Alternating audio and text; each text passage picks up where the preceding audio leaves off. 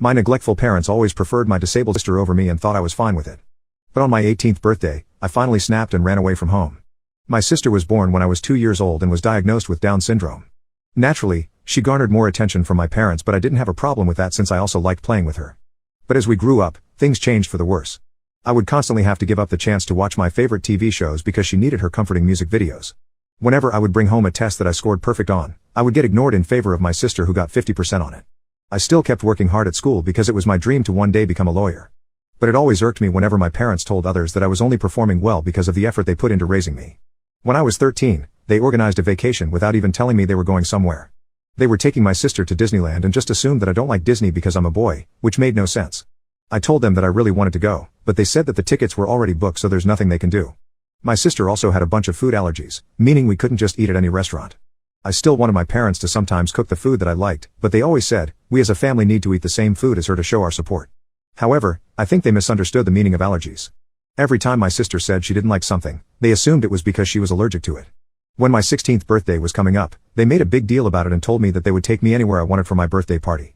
I told them I wanted to go eat some Italian food at this really famous fast food restaurant. They replied, we can't take you there because your sister is allergic to Italian food. She isn't allergic at all, and actually just doesn't like it, but of course my parents wouldn't admit that. I asked them if they were lying when they told me I could ask for anything, and they got really flustered.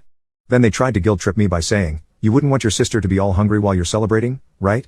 I kindly reminded them that they had planned an entire vacation while excluding me. My birthday was a special day for me, so they should be able to compromise a little.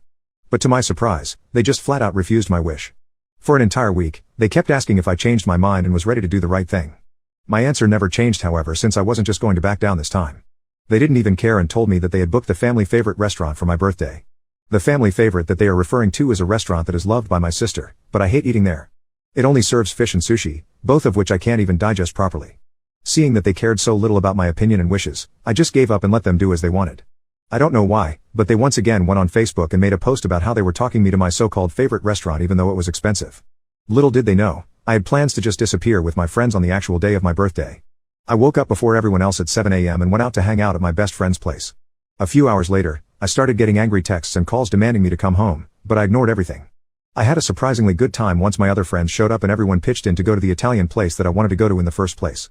When I finally returned home, I was yelled at for wasting a reservation and grounded to my room for an entire month. I asked my parents if they took my sister to eat that night, and they said yes. So I argued that the reservation wasn't actually wasted. But then I was yelled at for talking back, and they took my phone away from me. I learned a valuable lesson that day. I needed to escape this house because no one here actually cared about me. I found a job and spent the next 2 years saving up enough money to move out. Thankfully, my parents didn't make me pay rent since they didn't know about my job. But on the other hand, they thought I was becoming a rebel who stayed out until late and therefore started scolding me every chance they got. I didn't let that bother me though, and kept working. The most important thing was to not let my grades slip, because I desperately needed a scholarship if I ever wanted to get into law school. Anyway, fast forward 2 years, and my 18th birthday is coming up. I have saved nearly $3,000 and am ready to move out, having already scouted an apartment. My plan was to just pack all my stuff up and disappear without saying anything. But then they started making a big deal about me turning 18, and said that I could ask for anything I wanted. I realized it was a repeat of 2 years ago, and decided to give them a chance to make things right. I told them I wanted to go eat at the Italian place again, and decided that if they agreed, I would abandon my plans to move out. And of course, they told me to cut it out and that I needed to accommodate my little sister even if it's my special day, completely ignoring the fact that we have been accommodating her for her entire life. The weirdest part was that they once again booked a reservation at that family favorite restaurant and assumed that I had learnt my lesson.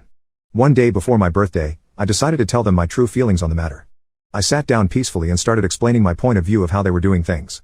I never raised my voice, and yet, just 2 minutes into the conversation, I was told to shut up. Apparently, I was a rude, rebellious kid because I couldn't handle them taking care of my sister instead of me. This is when I lost my cool. I stood up and yelled at them, listen to what I'm saying, goddammit. It's not a matter of who you're taking care of, it's a matter of who you love more and who you don't love at all. I yelled a lot of things, none of which I regret in retrospect. But thanks to that, I was grounded and the next day they went to the restaurant without me. Which gave me more than enough time to move out without dealing with their confrontation again. Now, it doesn't matter if they grow up and suddenly decide that my life also matters, because as far as I'm concerned, I became an orphan on the day my sister was born.